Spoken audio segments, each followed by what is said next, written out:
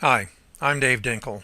Today I'm going to do a fast and furious review of 20 recent wholesale deals using transactional funding where the wholesalers only occasionally had an earnest money deposit in the deals, otherwise no money in the deals. Average wholesale profit $21,986.26. Average price per deal $128,266.38. I'm not an attorney, CPA, or realtor. Any information derived or found in this presentation is not to be construed as legal or accounting advice. Always seek the advice of these professionals. Following are recent real estate transactions that use transactional funding because the investor buyers had no money. The students investors who did these deals had no money in the transactions except in a few cases where they had a minimal earnest money deposit. To save time, you'll be seeing the B2C closing statements and their bottom line net profit. Now, in many other reviews in this website, I've showed you both the A to B and B to C transactions, and you're welcome to look at them. There's well over 20 on the website, so you can go through and understand the actual intricacies of the A to B and B to C wholesale transaction. But for this review, we're going to do it fast and furious to save time. That's the transactional funding. There's the net profit. That's the transactional funding. Once again, there's the net profit. There's the transactional funding, net profit. Transactional funding, net profit. Now, if you're at a point where you're saying to yourself, where did these deals come from? Out of the 20, probably 15 or so were listed, and they came from every possible source, from bankruptcy, divorce, probates, tax deed sales, everything else you can think of. So don't assume, well, there's a niche there that I could really get into. Your niche is do everything you can, just do it well. There's the transactional funding. Now, it shows no profit. You say to yourself, well, what happened here? This is a very interesting HUD statement. The reason being it is on the second page of the HUD.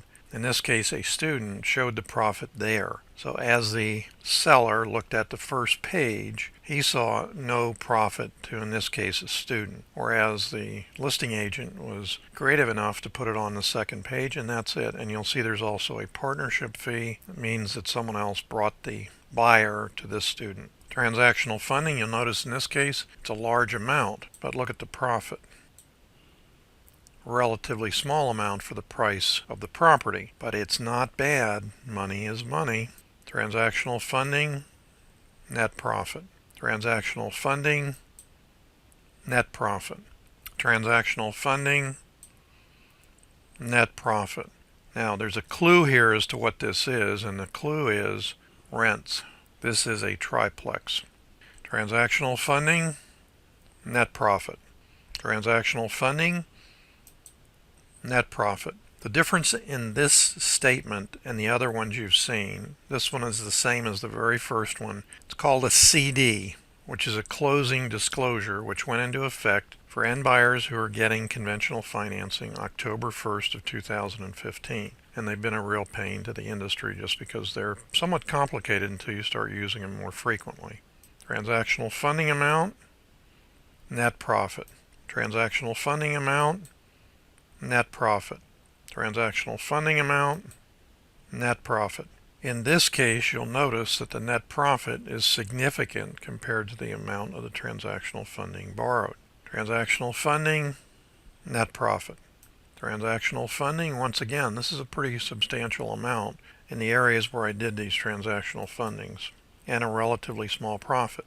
I say relatively small profit. 3% of this number is about $9,000, so it's about the same thing that a realtor would make on the deal, and there was a realtor involved, so he made an additional commission on this one. Transactional funding, net profit. Transactional funding amount, net profit. Transactional funding again, net profit. And this is about a 5% net profit on this deal. If you're saying to yourself, why does it end in 00? That's a creative closing agent. No other reason. Transactional funding, net profit. So let's look at the summary of what's just happened. Here are the 20 deals that I went through very quickly. Net profits $439,000. The amount that was funded was $2.5 million on those deals. Again, these were all done with no money from the investor student in the deal. $439,000 net profit, $2.5 million funded. The average profit's $21,986.26. Average price per deal is $128,266.38, and the return per deal is 17.1%. However, that's with no money invested by the investor student. For some people who overthink this, they say, well, here is a gigantic profit, $76,000. You're right, but it's a real profit, and it was almost the same amount that the student paid for the property that I financed. What would happen if you took that out? The average profit per deal would drop to almost $19,000, and the return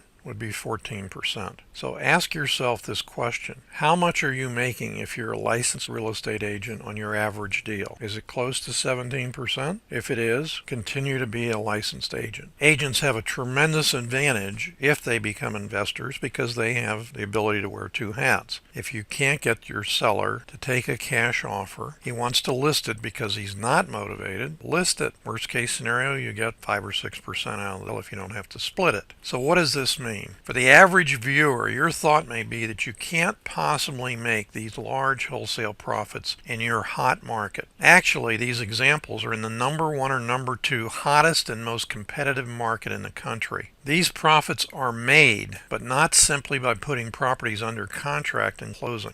These expanded profits should be a standard part of your real estate investing. If it is not, find out how to do them. Profits you've seen in this video are on average 3 to 8 times larger than what some wholesalers expect from a deal. Don't fall into believing that you can't make serious money on your deals and then you go and accept tips from your end buyers.